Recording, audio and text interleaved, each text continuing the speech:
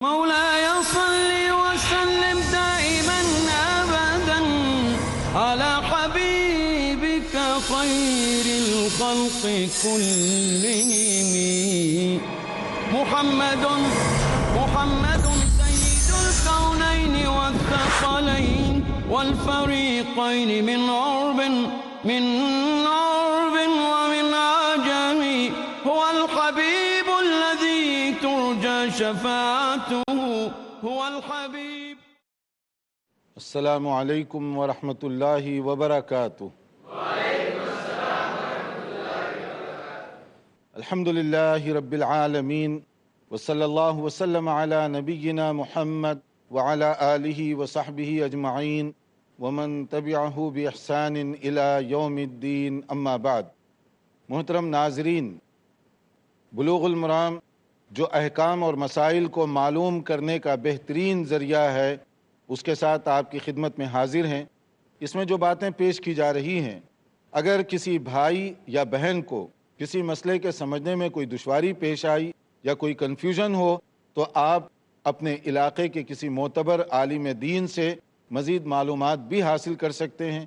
اور اگر آپ کے گھر میں یہ حدیث کا مجموعہ موجود ہو جس کی اردو میں، عربی میں، انگریزی زبان میں، کئی زبانوں میں اس کی شرح لکھی ہوئی ہے، اس کے ذریعے سے بھی آپ بھرپور فائدہ اٹھا سکتے ہیں.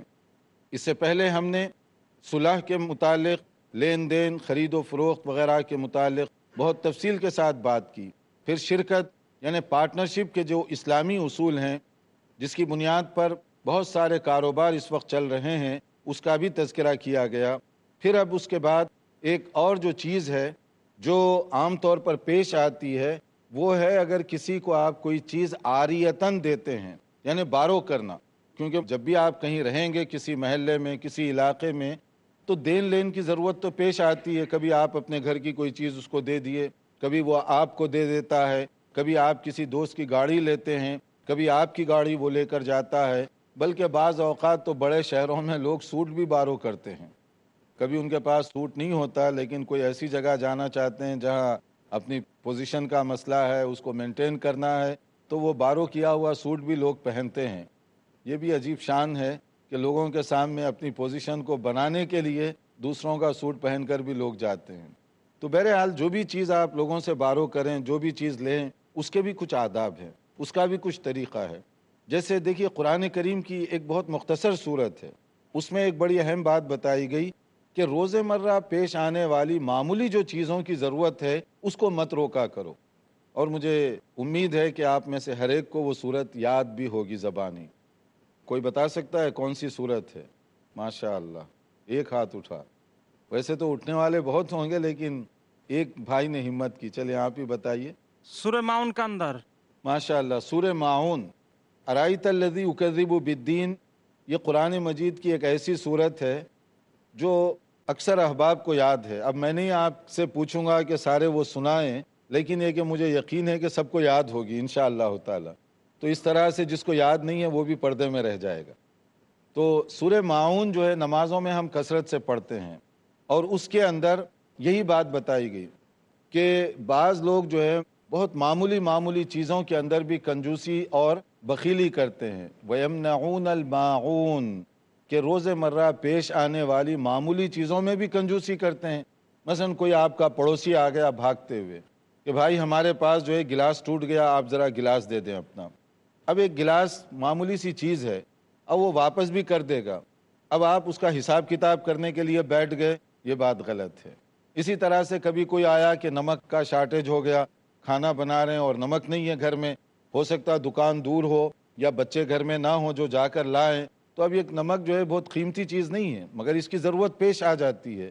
اسی طرح سے کبھی ہو گیا کہ اچانک ان کو کہیں جانا ہے اور کوئی اور چیز کی ضرورت پیش آ گئی. تو یہ جو چھوٹی چھوٹی چیزیں ہیں جو آدمی جہاں جس محلے میں رہتا ہے دین لین کی ضرورت پیش آتی ہے، اسلام یہ چاہتا ہے کہ اس کے اندر آپ کشادہ ذہنی سے کام کریں. آپ کا ہاتھ کھلا ہونا چاہیے. کوئی اگر اس طرح کی کوئی چیز مانگ لے تو آپ دے دیا کریں عاریتاً، کہ آپ 2 دن بعد، 1 دن بعد یا فوری جیسے بھی مناسب ہوا اس کو واپس کریں. اور یہ دین لین کی بات ایک اچھی بات ہے. نبی کریم صلی اللہ علیہ وسلم بھی اسی طرح کیا کرتے تھے، مختلف اوقات میں مختلف چیزیں آپ کے ساتھ جیسے ثابت ہیں. جیسے نبی صلی اللہ علیہ وسلم نے فرمایا علی الید ما اخذت حتی تودیہ، آپ اگر کسی کی کوئی چیز لیتے ہیں امانت داری سے استعمال کر کے واپس لوٹانا یہ آپ کی ذمہ داری ہوگی. اب آپ یہ نہیں کہہ سکتے کہ لے تو لیے لیکن بے دردی سے آپ اس کو استعمال کر رہے ہیں. وہ کہتے ہیں نا مال مفترہ دل بے رحم، کہ دوسروں کا مال ہے جیسے چاہے استعمال کرو، ہمارا کب ہے وہ. یہ بات غلط ہوگی. وہ آدمی آپ کے ساتھ اعتماد کیا، آپ اس کا کوئی بھی چیز لے رہے ہیں پراپر طریقے سے استعمال کر کے واپس کریں. مثلا کسی کو ضرورت پڑ گئی گاڑی کی، آپ نے اپنی گاڑی دے دی، اس کو بھی چاہیے کہ یہ گاڑی امانت داری سے استعمال کرے اور صحیح طور پر واپس لا کر دے. اس میں بھی بعض اوقات دیکھنے میں آیا کہ بعض لوگ لینے میں بڑے فیاض ہوتے ہیں، دینے میں فیاض نہیں ہوتے. وہ اس طرح کہ وہ ضرورت پر گاڑی مانگ لی اور جتنا پیٹرول ہے وہ پورا ٹینک ایمٹی کر کے آپ لا کے کھڑا کر دیے شکریہ کے ساتھ. اب جب آپ گاڑی چالو کر رہے ہیں تو دیکھا کہ اس کے اندر تو بالکل ریٹ سے بھی نیچے، ریزرو سے بھی نیچے چلا گیا کانٹا. تو اب اس سے کیا ہوگا؟ دوبارہ جب آپ مانگنے جائیں گے تو پھر وہ واقعی ایکسکیوز بنائے گا کیونکہ آپ نے ایک غلط حرکت کی اس کے ساتھ. اس نے اچھا سلوک کیا تو اس کا صحیح طریقہ تو یہ ہے کہ آپ جب واپس کریں، اگر اس کی آدھی ٹینک تھی تو بھر کر دے دیں اس کو، تاکہ دوبارہ جو ہے وہ آپ کو دینے میں خوشی محسوس کرے اور اسے بھی تھوڑا سا سیٹسفیکشن ہو کہ میں جس انداز سے گاڑی دیا تھا میرا بھائی اس کو واپس کر کے اچھے انداز سے دیا. یا اسی طرح کبھی ایسے بھی ممکن ہے کہ آپ گاڑی استعمال کرنے کے بعد دینے سے پہلے اس کو دھلوا لیں تاکہ جب وہ صبح اپنی گاڑی پر بیٹھے اسے خوشی ہو کہ میری گاڑی تو بہت اچھی چمک رہی ہے. تو یہ ہوتا ہے حسن سلوک کا جواب اچھے انداز سے. قرآن مجید میں بھی کہا گیا هل جزاء الاحسان الا الاحسان، نیکی کا بدلہ، خیر کا بدلہ اس سے بہتر شکل میں تم ادا کرو. اگر کسی نے تمہارے ساتھ کوئی خیانت کی، بے ایمانی کی، جواب میں تم اسی طرح کی حرکت مت کرو. یعنی جھوٹ کا جواب جھوٹ سے دینا، خیانت کا جواب خیانت سے دینا شریعت میں یہ ناجائز ہے. آپ کہیں کہ مجھے بھی تو دھوکہ ہوا تھا، میں اپنے کسی اور آدمی کو دھوکہ دوں گا، یہ چیز ناجائز ہوگی.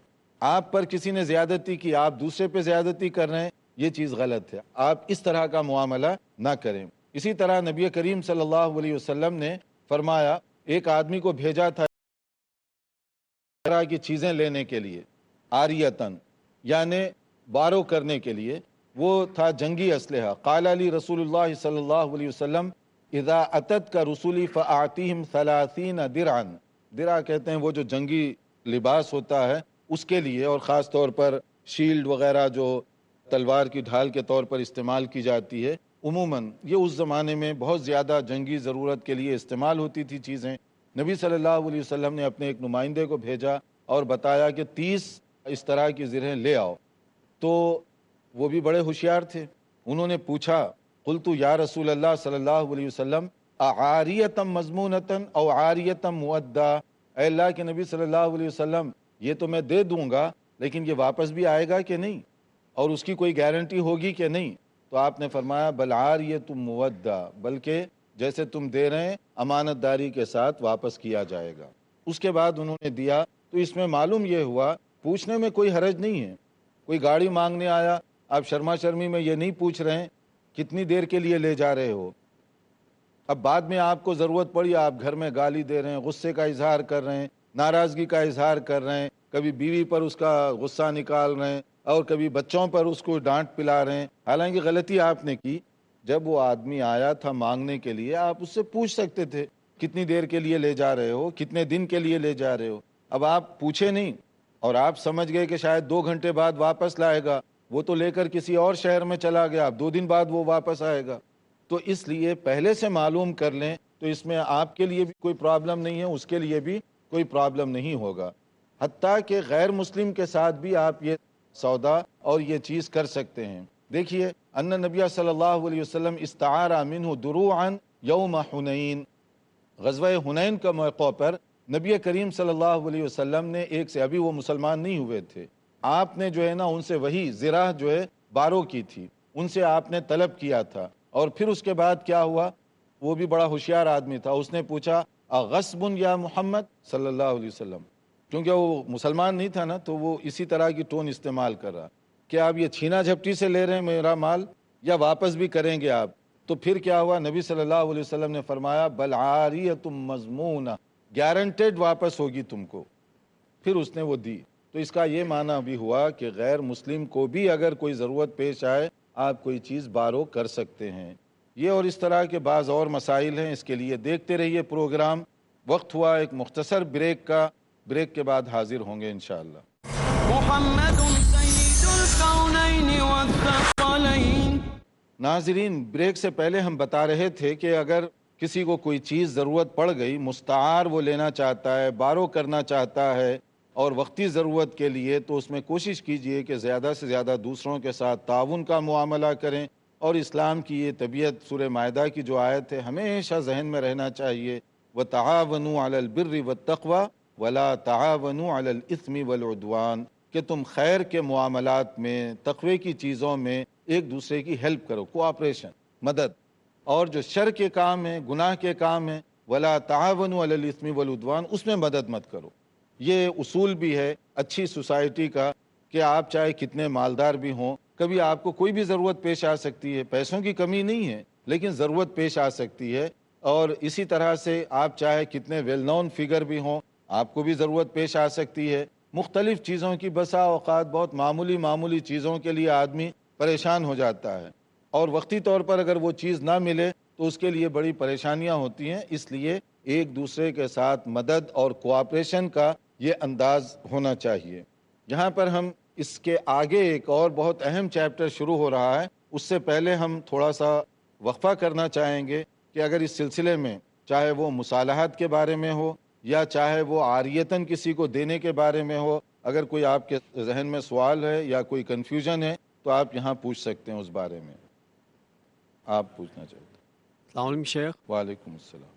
شیخ کو جو آپ بول رہے کسی کو عاریتاً کوئی چیز دینا، جیسے ابھی ہمارے پڑوس میں سمجھو کچھ لوگ کتاب و سنت پر نہیں ہے اور لوگ کچھ کرنا چاہتے جو غیر اللہ کے لیے ہو یا کسی اور کے لیے ہو، اور وہ ہم سے اس ضرورت کے لیے سمجھو کچھ کبھی مانگ لے آ کے کہ بھائی نمک دے دو، یا پھر اپنی کچھ گھر کے جو برتن ہیں وہ دے دو، اب وہ دینا چاہیے یا نہیں دینا چاہیے ان کو؟ ہاں، یہ ہوا خطرناک سوال کہ اگر کوئی ایسا کام کر رہے ہیں جو جائز نہیں ہے، ناجائز کوئی کام کرنا چاہتے ہیں تو اس میں ہیلپ کرنا۔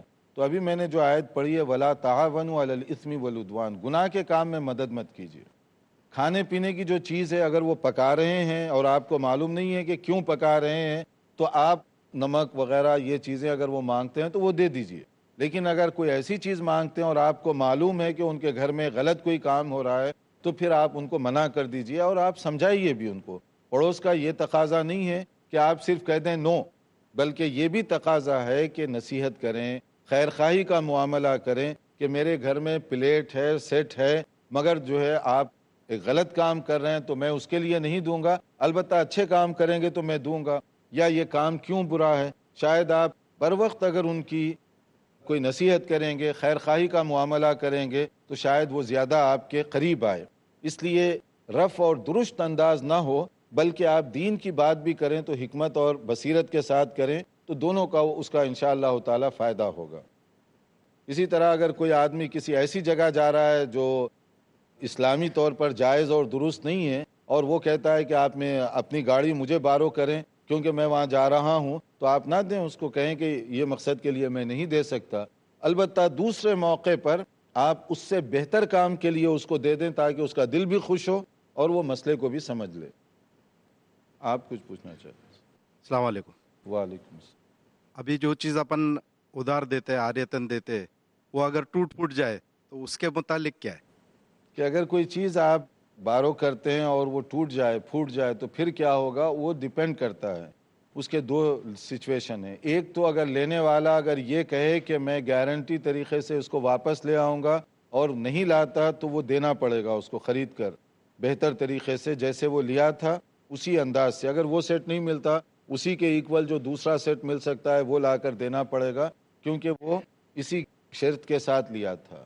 البتہ اگر جنرل وہ لیتا ہے، کوئی ایسے پہلے سے شرط طے نہیں ہوتی اور اس نے اپنی حد تک پوری کوشش کی، بائی چانس کوئی چیز ٹوٹ گئی، پھوٹ گئی، تو وہ دینے کا پابند، اس طرح نئی چیز دینے کا پابند نہیں ہوگا۔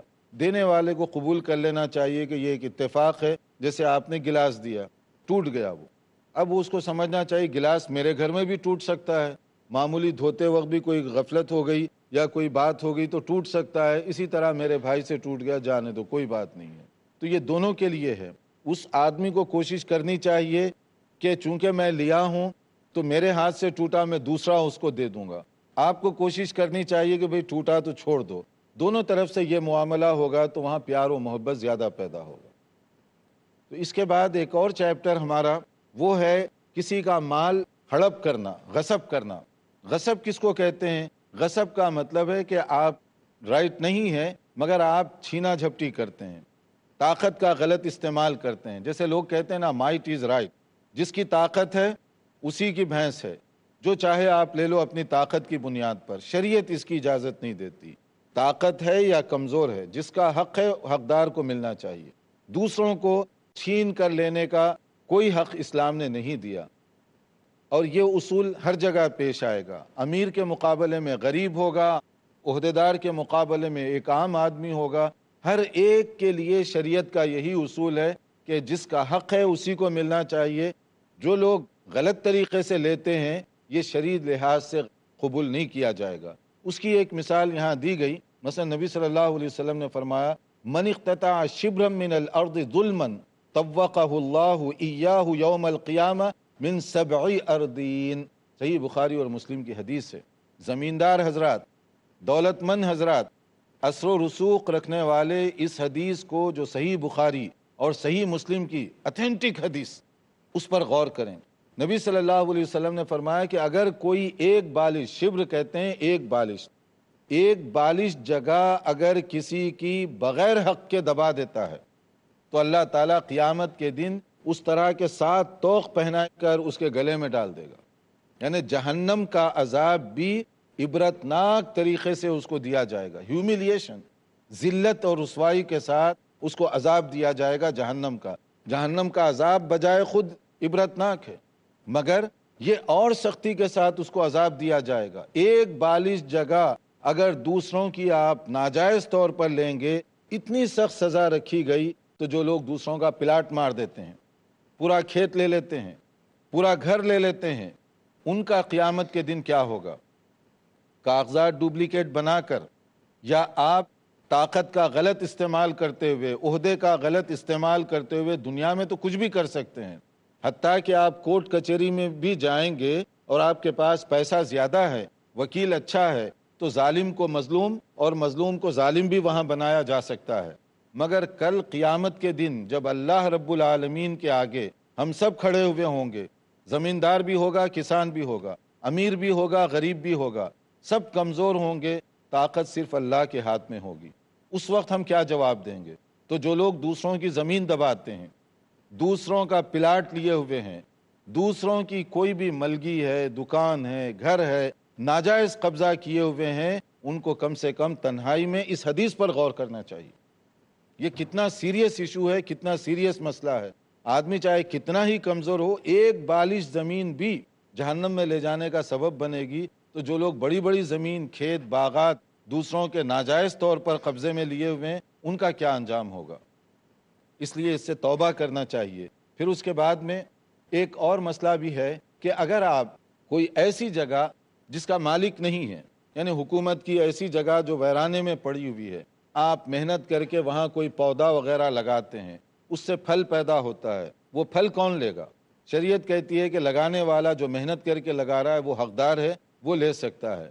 مگر کسی کا باغ ہے, کسی کی جگہ ہے, آپ جا کر وہاں کھیتی شروع کر دیے, اس سے آپ نے اجازت نہیں لی, اگر اس کے اندر کوئی پھل پھول پیدا ہوگا آپ اس کے ذمہ دار نہیں ہیں, بلکہ وہ جو کھیت والا ہے, باغ والا ہے, وہ اس کا حقدار ہوگا, کیونکہ وہ آپ نے ناجائز استعمال کیا. باغ کسی کا ہے, آپ اس سے پوچھے بغیر جا کر وہاں پر جو ہے اپنے بیج ڈال دیے, اور اس کے بعد آپ کہیں کہ یہ ویسے ہی پڑی ہوئی تھی تو اس لیے میں نے یہ کام کیا, لہٰذا فصل ساری مجھے ملنی چاہیے. شریعت اس کو نہیں قبول کرتی, کیونکہ اس کی ملکیت معلوم ہے, فلاں آدمی کا ہے, آپ نے اس سے اجازت نہیں لی, آپ کو اجازت نہیں ہے.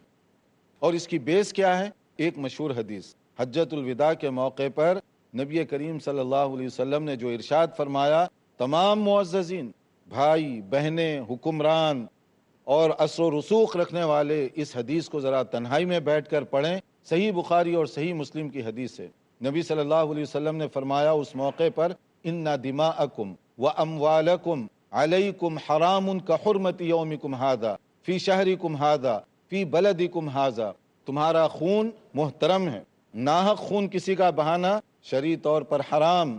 تمہاری عزتیں محترم، کسی کی عزت کے ساتھ کھلواڑ کرنا حرام. تمہارے مال محترم، کسی کا مال ناجائز طریقے سے لینا حرام کر دیا گیا. شریعت میں فارور حرام کر دیا گیا. جس طرح مکہ مکرمہ کی حرمت ہے، ذی الحجہ کی حرمت ہے، حج کا تقدس ہے، اسی طرح ایک آدمی کے مال کی عزت ہے، ایک آدمی کے خون کی عزت ہے، ایک آدمی کی جو عزت ہے اس کی اہمیت ہے. اس کو سامنے رکھنا چاہیے. یہاں چونکہ وقت ہونے والا ہے تو ہم وقفہ کریں گے. اگر آپ کا کوئی سوال ہو تو آپ پوچھ لیں انشاءاللہ تعالی. آپ کچھ پوچھنا چاہتے ہیں؟ جی السلام علیکم. وعلیکم السلام. شیخ میرا سوال یہ ہے، جیسے میں کسی کا زمین ہڑپ کر لیا، مطلب بےمانی کر لیا، تو میرے دل میں خیال آیا کہ میں اس میں یا اسکول بنوا دوں یا مسجد بنوا دوں، تو اس کا گناہ بھی ملے گا یا صدقے جاریہ بھی ہو جائے گا؟ یہ بڑا دلچسپ سوال ہے کہ آپ جو ہے دوسروں کی زمین لے لیے اور پھر ارادہ کرتے ہیں اللہ کا گھر بنانے کا. تو یہ تو جو ہے نا چوری اور سینہ زوری والی بات ہے کہ دیکھیے مسجد اللہ کا پاکیزہ گھر ہے، پاکیزہ جگہ ہے، تو اس کو حلال اور جائز طریقے سے ہی بنانا چاہیے. مسجد کی تعمیر میں زکوٰۃ کی رقم بھی نہیں خرچ کی جا سکتی. جب زکوٰۃ کی نہیں خرچ کی جا سکتی تو دوسری غلط رقم کیسے لگے گی؟ اسی طرح سے غصب کی جو جگہ ہے، ناجائز قبضہ کی ہوئی جگہ، وہاں مسجد نہیں بنائی جا سکتی. اور بلکہ وہاں پر کوئی نماز پڑھے گا تو علماء کرام کے درمیان یہ بھی ایک کوشچن مارک ہے کہ وہاں نماز بھی ہوگی یا نہیں ہوگی. بعض علماء نے کہا اگر پہلے سے معلوم ہے کہ یہ غلط جگہ ہے پھر نماز بھی نہیں ہوگی. البتہ اگر کوئی اجنبی آدمی آیا مسجد کو دیکھ کر وہ نماز پڑھ رہا ہے تو اس کی نماز ہو جائے گی. جن کو معلوم ہے وہ نماز کے لیے بھی نہ جائیں. یعنی اتنا سخت حکم ہے کہ بے شک آپ مسجد بنا رہے ہیں مگر غلط جگہ ہے، دوسروں کی جگہ آپ نے قبضے میں لی ہوئی ہے، تو وہاں مسجد کی تعمیر نہ کریں اور وہ جو ہے اچھے مقصد کے لیے بھی استعمال نہیں کر سکتے. ناظرین، یہاں ہمارا چونکہ وقت پورا ہو رہا ہے تو اس لیے ہم انشاءاللہ یہیں پروگرام روکیں گے. نئی معلومات کے ساتھ آئندہ لیکچر میں حاضر ہوں گے. دیکھتے رہیے ہمارا پروگرام. والسلام علیکم ورحمۃ اللہ وبرکاتہ.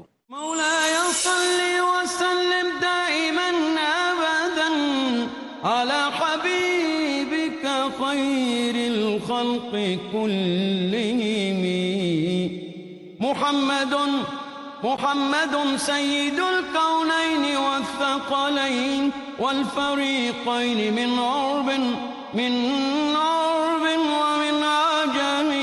هو الحبيب الذي ترجى شفاعته، هو الحبيب الذي ترجى شفاعته بكل هول من الأهوال مقتحم.